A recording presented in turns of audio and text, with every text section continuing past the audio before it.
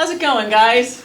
Well, it's been an interesting 24 hours. It sure has. Yesterday, we have things to talk about, but you went to the Sight and Sound? Went to Sight and Sound. It was beautiful. Yeah. It was really beautiful. It was their production of Jesus, which is one of their newer shows. Mm-hmm. And it really was a beautiful day. We had a beautiful group of people.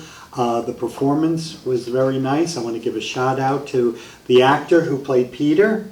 Mike Needier. He is originally from the Diocese of Trenton. He was an altar boy when I was stationed in one of my other parishes. He is an actor there. He's been there now 6 years. Wow.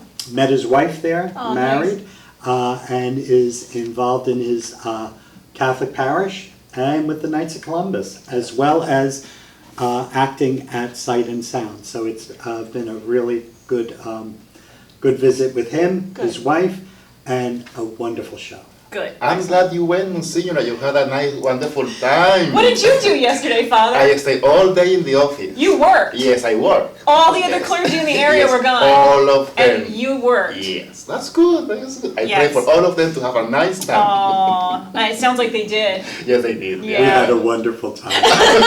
We're very appreciative of your steadfastness. See, the parochial vicar down here. Someday you'll be the pastor and can go on trips. I don't know when that happens, but someday. Someday. I'm not happy that they went. That's good. Yeah, no. And he handled everything so nice yesterday. He did a great job. I'm sure he did. Yeah. I'm sure he did. All right, so Monday we had our Faith in New Jersey training. That was good.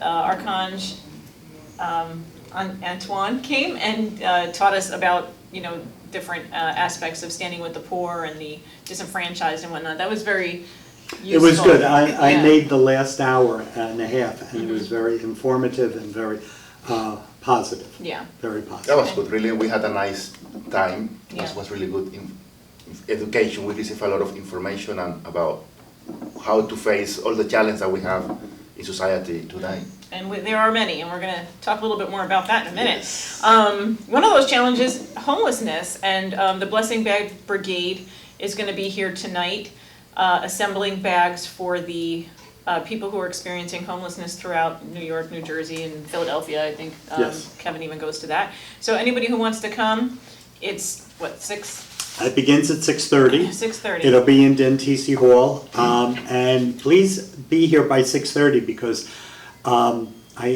when the volunteers come, they move fast and they work hard. Yeah. And I believe last time they made about 1,200 blessing bags, and they did it within 45 minutes. Yeah, it does go fast, the assembly. So if you want to be a part of that, please come. Kevin will also be telling everybody about the ministry, and there's stuff that you can donate. If you still have time to go shopping, it's in our bulletin, it's on our Facebook page, so have a look and bring some stuff if you can. This Sunday, this weekend, the Missionary Sisters of the Most Sacred Heart of Jesus are coming. Yes, yes. This is part of the Diocese of Trenton's missionary cooperative.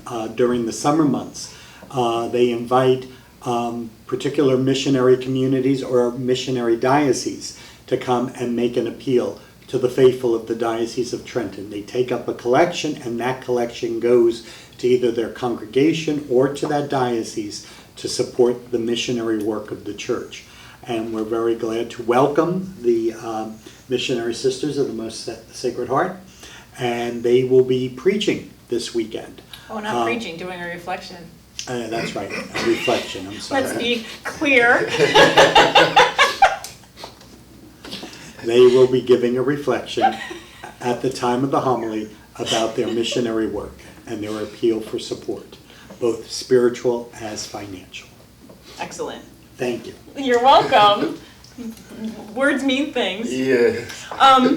Okay, and then this next week is the Triduum for the Assumption. Remember that the Assumption is a holy day of obligation, so we have masses Tuesday night, Wednesday night, and Thursday night. Wednesday night and all of the masses on Thursday count for the obligation, and then the other, And those 3 days, Mass will be in the church, both morning and evening.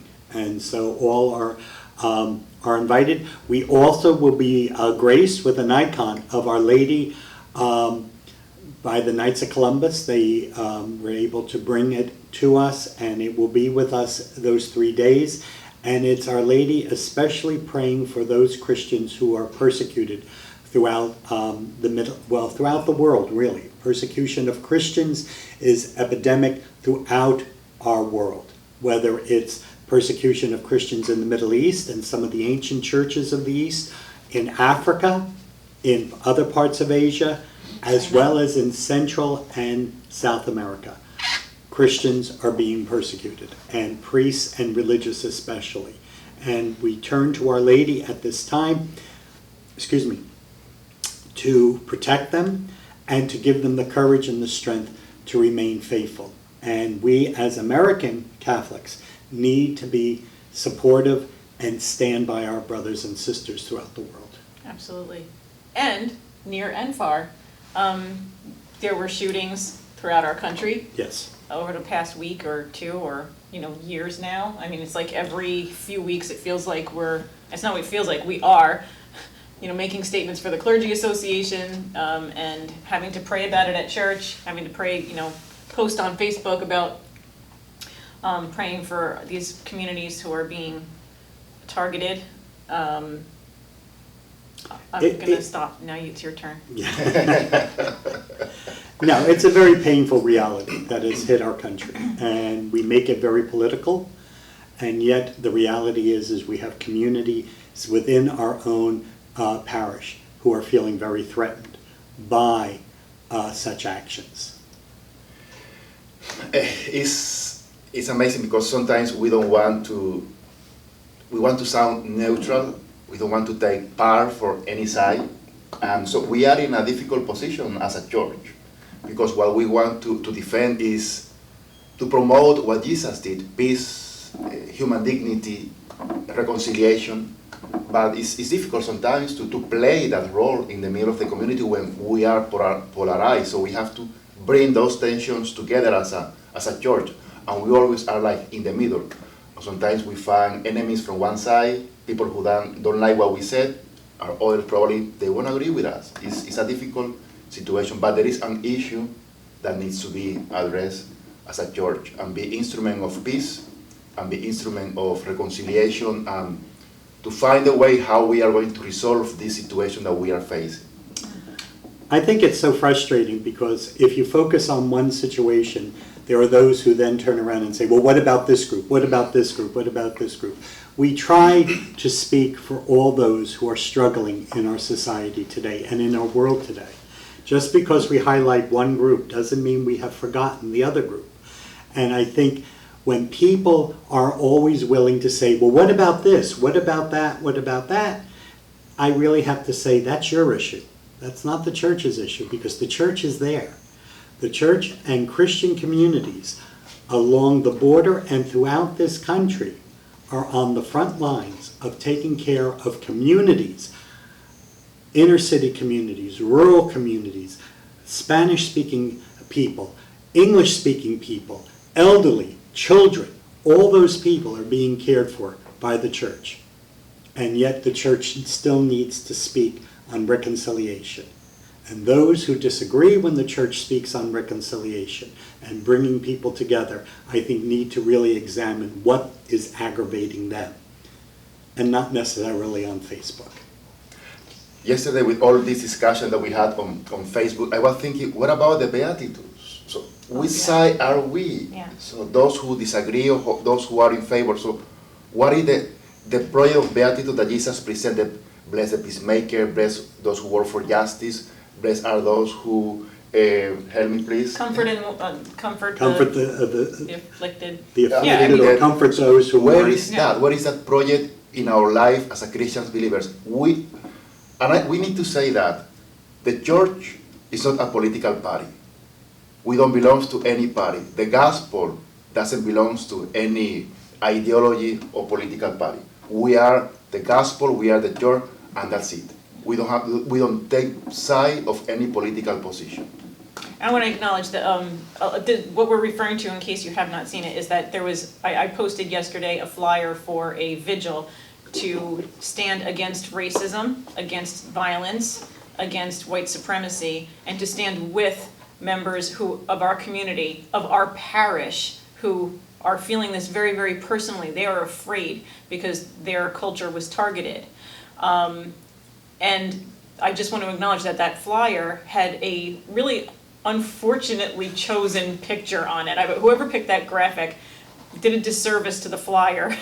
But I posted it anyway because I believed that the larger message would get across. And it is important, as Father said and as Monsignor said, for us to not be blinded by issues and see humanity. We have to look at the people who are suffering. I have students in my class who you probably see weekly in church because they are dismissing with us as part of the RCIA.